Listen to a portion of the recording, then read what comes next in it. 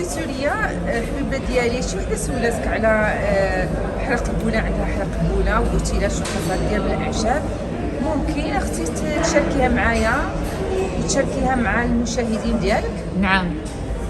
دابا انا ديك السيده اللي تلاقيتها كانت مسكينه فيها حرق البوله، وفاش جات عندي قالت لي ودي، قلت لها مالكي؟ قالت لي مريضه وداك الشيء. قلت لها مالكي؟ قالت لي ودي فيا حرق البوله.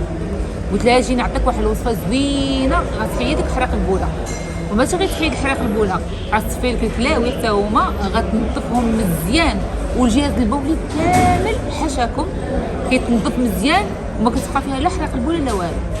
قلت لها جيبي واحد الكمشه، ياكي كمشه ديال الشعير، كمشه هكا ديال الشعير بالقشور ديالو، غتشدو غتغسلوه مزيان، غتغسلوه مزيان شي 3 المرات وهي كتغسلوه، وغتشدوه ديروه في كوكوط. من بعد الحبيبه ديالي غتكب عليه 3 يطرو ديال الماء، 3 يطرو ديال الماء ياك، وتشد عاوتاني واحد الكمشه ديال الزغب ديال الكبال.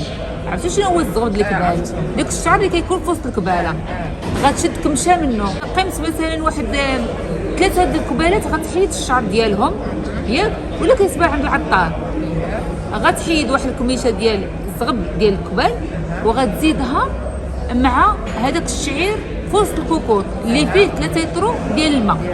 غتسد الحبيبه ديالي وتخليها فوق النار، غتغلى واحد ساعه د المكانه وهي كتغلى، مي كتغلى حتى كطيب مزيان مزيان مزيان مده ساعه د المكانه.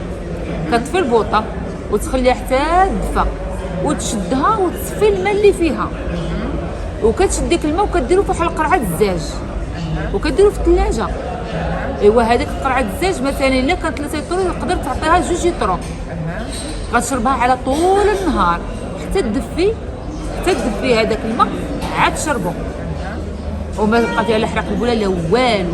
رائعه جدا. واش كتمشي في نهارها ولا كتجلس؟ مده يومين 3 ايام، المهم نقدر من الحصه الاولى على حسب المراه شنو المشكل اللي عندها بالضبط، واش كبير ولا صغير ولا موين ولا شي حاجه بحال هكا. كنتمنى لكم الصحه وهنا واحد البال. بقى لي نقول لكم خليكم الراحه والسلام عليكم.